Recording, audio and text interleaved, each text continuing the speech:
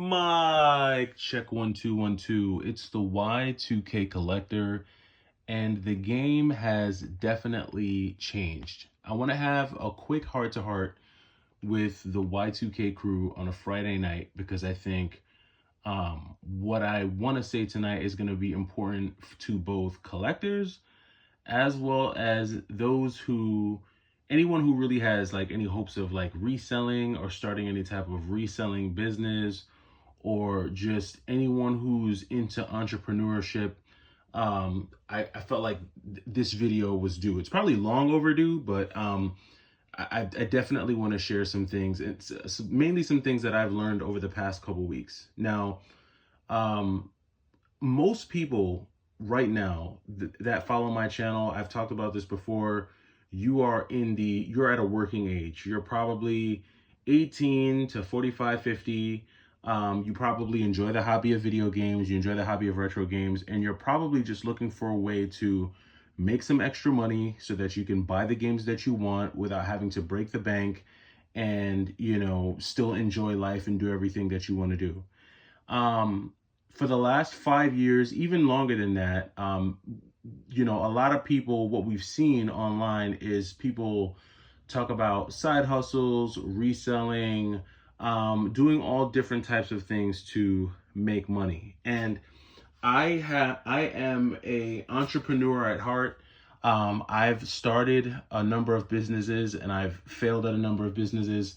But even, outside of being an entrepreneur, I've also been a good employee, and I went to school, I got a degree, and I have a very strong career, thankfully. So I've never been put in a position, well, let me say it this way. I haven't been put in a position in a long time to where I need my hustle to survive. Thankfully, once I kind of got into the career that I knew I was going to be in, I got into it. I achieved great levels of success, and I've been able to elevate myself in that career to a point where I can comfortably live in my career. However, I am a paranoid type of person, and I hate depending on anyone, including an employer, for uh for a paycheck, to make sure that me and my family are good. I always want to have multiple streams of income. And so reselling, flipping, just selling things, sales in general has always been something that I was good at. And so I felt like reselling video games would be a perfect combination of me engaging in a hobby that I thoroughly enjoy while also doing something that I felt like I was good at. And for a moment, it seemed like it was possible. However, because of other responsibilities like my career and stuff, I was never able to dive into it. Recently, I've decided to jump into online selling like at a more serious level. I decided to start an Amazon store. I set up the Amazon storefront, and I've been trying to get that off of the ground. And in doing that, I've turned to one of the best sources, one of the easiest places to get information, and that's YouTube. YouTube can be an amazing resource for information. However, YouTube can be a place that horribly misleads you into believing certain things, or a lot of times the information that you get on YouTube is out of date. It's no longer applicable to the current climate, the current financial climate, and the current market. Now, I'm going to be the first to say this. I think that with enough sweat equity, with enough stick-to-itiveness, if you have enough perseverance, I think you can be successful to a degree at anything you put your mind to. So if someone were to get up today and say, I'm going to set up an Amazon store, and they worked at it day and night, 12 hours a day, they locked in and they were super focused, I'm sure that they could achieve success. How long it would take for them to get to that level of success, I don't know. And what success would look like for that person, I also don't know. But that's going to be part of what I want to talk about. And one of the examples that I'm going to use for this is Phoenix Resale. And I'm only using Phoenix Resale because Phoenix Resale, outside of being one of the most prominent video game resellers of our current generation on YouTube, he has had success. I would say he, along with maybe Chase After the Right Price, and I can't think of really those. I would say those two guys, outside of people who own video game stores, right? Because you do have the YouTubers who own game stores, like Double Jump Video Games. He actually owns a brick and mortar store. Retro Rick, he's not a reseller. He has an actual brick and mortar store. So you've got YouTubers who sell, but they sell out of their store. And then you have folks like Chase and Phoenix who are resellers that have decided to kind of do a kind of work from home type of model. They've kind of set their business up pretty much digitally. Everything that they do is from some type of digital storefront. And they were very good at leveraging their social media presence, whether it be on YouTube, Instagram, Twitter, whatnot. They've been able to leverage that into growing very successful online businesses. And because of their presence, they don't have to work as hard as someone who's not known at sourcing things, because they reached a level to where people are happy to sell their stuff to them for whatever reason. Maybe because they're fans of the channel, they like what they do, whatever the case may be. But I'm just going to use Phoenix for this example because he's one of the few folks who has done like a breakdown, like a play-by-play breakdown of how he went from basically zero to where he's at now in growing his resale business to where it's at today. And I think he makes for a good case study, but I think there are a lot of details about his story that that if you're wanting to get into reselling or anything like that, there's a lot of details that you might miss about his story that would cause you to get frustrated after not seeing the levels of success that he's achieved over a certain period of time. And I kind of want to touch on those because I think this is really important for anyone wanting to start an online business like an Amazon, like video game reselling online, because sometimes when you watch these YouTube videos, they're so glamorized that you might miss certain things. So the first thing about, and I always look at things like this whenever I'm going to get involved with stuff like this, and you should consider all the details when you look at a case study. Short story, Phoenix is in a part of the country where the cost of living is probably cheaper than most major cities. He's in a part of the country where the competition, especially at the time that he started, was not near what the competition would look like, in a place like Southern California or New York City or or Florida or any type of major city, right? So that's the second thing about his situation. And Phoenix, when he first started, he started from a very motivated place. Phoenix himself, he tells you that he failed. He failed at being an employee. He tried being an employee twice and got fired twice. And when something like that happens to you, that can either cause you to go into a depression, or it can put a massive battery in your back to prove to yourself and everyone else that you're not an absolute failure. So the point at which the Phoenix Resale's starting point was probably wildly different from most folks who are trying to start a resale business. He was in a low cost of living area.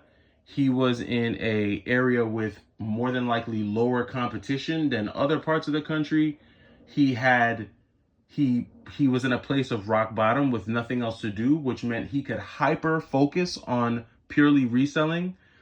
And he also had a partner. He had his wife, who also supercharged that battery in his back by telling him, "Hey, go all in." She pushed him to do this. So those are some very strong and significant factors in terms of a starting point. And why do I say that? I say that because A lot of times when people want to start reselling, they may not necessarily be starting from a place of desperation at that level. They probably already have a job that's paying them enough to barely survive, and if push comes to shove and they have to give their energy towards something, they're probably going to give their energy towards the thing that's been steadily bringing in the check. It's never they've never treated reselling like a do or die situation, like this is all they have and nothing else. 9 times out of 10, if you do treat anything like that, whether it's your job, a hobby, a hustle, if you treat it like it's this or nothing else, you're probably going to be successful.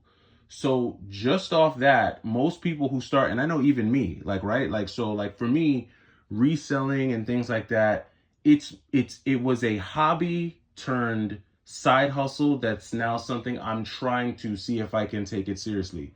So I already know my level of intensity is not at that level. And the same could be said for probably the majority of people who attempt to get into reselling. And I'm not speaking for everyone, but it's safe to say the majority of people are not starting at that place of desperation and hyper focusedness on that hobby or that hustle. So that's part one. Part two is that in Phoenix, in the case of Phoenix Resale, his timing was also impeccable. Why do I say that?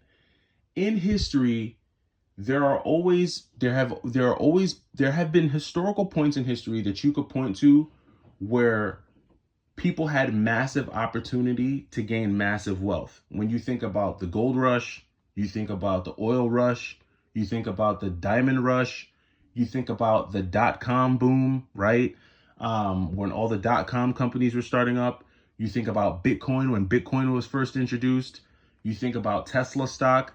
There are so many periods in history that you could point to where had you capitalized at that time, you would have put yourself in a position to be way ahead of everyone else because you were able to capitalize at that time. Now, the shutdown of 2020, while most people looked at it as a catastrophic event, while a lot of people looked at it as one of the darkest times in world history, and it was, don't get me wrong, it was, from a loss of life perspective, from a mental health perspective, that was one of the worst times in world history. However, simultaneously, it was also one of the greatest it presented the, if not it probably presented the greatest financial opportunity. I don't, if not in the history of the world, I would say at least for our generation. 2020 presented the greatest financial opportunity because that was when generational wealth was transferred. Why do I say that? I could point to a few things. For one, it was the easiest time that I can remember to get free money. Literally free money. Free money was being handed out hand over fist, and not in the hundreds, but in the tens and hundreds of thousands, in the form of PPP loans, grant loans, stimulus checks, the whole 9 yards. So you could just start right there. That's at the most basic level. Also in that time frame, the stock market hit one of its lowest points. There was almost a 50% discount at that time on the S&P 500. Meaning if you would have invested, let's say let's say $100,000, $125,000 into the stock market on a particular day or 2 days when the stock market hit, like, I think the NASDAQ, I can't remember if it was NASDAQ or S&P, but it hit like 18,000 or something. And then the next day it shot all the way back up to like 36,000. You basically had a chance to buy the stock market at 50% off during that time. So, and there's a number of other things that we could point to, right? And I'm painting a picture here, so stick with me. This is not like a common Y2K picture, Y2K video. This is just stick with me for the ride. Grab a soda, stick with me. I'm going somewhere. In that time frame, you had an enormous amount of financial opportunity between the free money, the stimmies, the stock market. So, I mean, forbearance, you didn't have, not only were you getting free money, but the government said you don't have to pay for anything either. Like, think about it. You didn't have to pay your mortgage, you didn't have to pay rent, you didn't have to pay your student loans, and you weren't penalized for it. You weren't being reported to credit agencies. I mean, like, free money. That was the freest time of free money ever. So you have that, right? Then on top of that, because everyone was home, no one could go anywhere, no one could do anything. Attention became currency. Attention. When I say attention, I mean views. Views became the new currency because it was extremely easy to get them, because people got tired of TV. People did not want to watch the news. People got tired of Netflix because they got tired of watching the same movies all the time. And media companies couldn't produce enough new content to keep up with the amount of hours people were spending in front of the TV. So you know what people started doing? YouTube, right? How does this all relate back to Phoenix? He was in prime position to capitalize on a lot of the things that I just mentioned at that time. And because it was at that time that he fully started to dive into his business. And if you watch he does a breakdown of when he started his business, his reselling business. He started his business at the apex of all these things coming together. So not only was he selling at a time when people had the most amount of disposable income ever, he also started selling and launching a YouTube video at a time when people were watching more YouTube than ever. And because people were home and people got bit by the nostalgia bug, he was in prime position to capitalize and ride a massive wave of success into starting a reselling business. And so all of those factors gave him a supercharged boost, not just in terms of sales, but in terms of views, in terms of online presence, in terms of being able to capitalize on retro game prices that still had not yet caught up to the market, to the new market. He was in prime position, right? And all of those factors put everything he did, all of his endeavors, every YouTube video, every video game pickup, every flip was supercharged and on steroids by all of these factors, right? And these factors were once in a lifetime factors, right? Like, we are probably never going to see another global lockdown again in my lifetime and in your lifetime. If you're watching this video right now and you're old enough to understand what I'm saying, the odds are is that you will never live through another 2020 again. At least I pray that we don't. Because if we do, I have to go back to that. I don't think it will be fun. So I'm hoping that we don't have to. But even if we do, odds are things may not pan out the same way they did the first time, because the first time it was uncharted waters. We had never been in that situation before. This time, if it were to happen again, people would know what to capitalize on because we've been here before. But I digress. Y2K, why are you talking about this? Why are you saying all of this? I'm saying all of this because when you look at a person like Phoenix, you have to understand all of the factors that played into him achieving the success that he's achieved at the speed of which he's achieved it.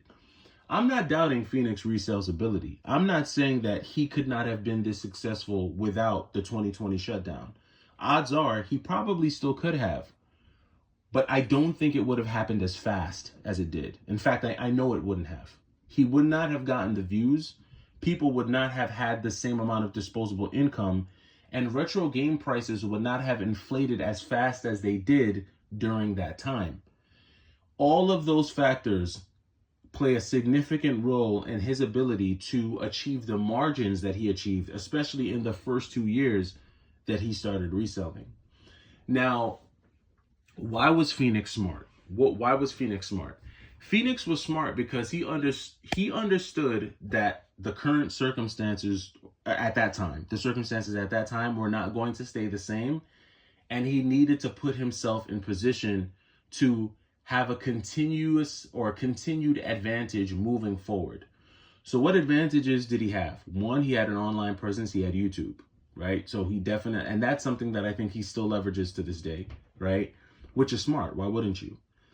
And then on top of that, he also leveraged the fact that he's already established himself as an Amazon seller. Now, this is the part that's most important and pertinent to me and others who are also trying to sell on Amazon, because I think one of the issues that a lot of folks who are trying to do this, especially on Amazon, what we're running into now is that everything is gated. I watched, there's a dude that I watch, I think his name is I Am Key or Just Key Extra or something. Extra Keys. If I Am Key, if I'm butchering your channel name, don't kill me. But he's starting to sell on Amazon, and he just dropped a video earlier today talking about the struggles that he's having with getting ungated. Now, I do have a few friends who have done Amazon in the past, and a lot of them have told me that part of the reason why gating is tough is because it's fourth quarter, and it's usually difficult to get ungated during the fourth quarter because it's holiday season. If there's any truth to that, somebody let me know down in the comments. If I have anyone who's an Amazon expert, please comment down below and let me know. But they told me that that is part of the reason why I'm having that struggle getting ungated. So my best bet is to try to do the invoice method where you buy 10 items and then send the invoice, or just sell what you can and then wait and hope that you get auto ungated on some things. But it's tough right now. It's tough right now to get into the Amazon world, and it's also tough to even deal with retro game stores, because I brought all of these games to a retro game store in hopes to be able to make some trades. But what game stores, a mom and pop, by the way, not a GameStop, but what they're able to offer is getting worse and worse because their margins are taking a hit. Now, hopefully in 2025, things will turn around. And hopefully in 2025, there'll be some light at the end of the tunnel. And our overall economy that we're seeing in this country will shape up better. Hopefully, we can hope that 2025 will bring new things. But for right now, anyone thinking that they're going to be able to go in and duplicate what happened over the last 4 years from 2020 until now, forget about it. The game has changed. The supercharged stimulus of everything that we saw in 2020, that supercharged method, it's not going to work. And those who were able to take advantage, capitalize on those gains, and then roll them over into successful, sustainable businesses, congrats and my hat's off to you, because you were wise. You didn't just do a cash grab and then not take it to the next level and make it something sustainable. Now, I have no doubt that Phoenix, much like the other folks who have, been able to capitalize and turn, flipping into viable businesses, I have no doubt that they stay up at night trying to figure out how they're going to stay relevant, how they're going to stay profitable, because running a business, especially a business like that's that volatile, isn't a walk in the park. And you don't have, it's not like working a regular job where, you just lay your head at night and you're going to get paid on Friday. You constantly have to be willing to adapt. And the one thing that I'll constantly give Phoenix his props for is his ability to adapt.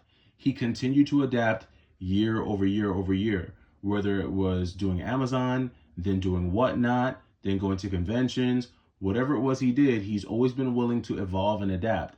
And I think for someone like me, and this whole video is probably just a way for me to talk to myself, I think in 2025, we have to be thinking about what the next frontier is for retro video games, what the next frontier is for those who are collectors, what the next frontier is for just even physical media, especially with what we're seeing happening to physical media, and what some of these changes in physical media and how it's produced, what opportunities are those going to present, and how long will it take for us to get there?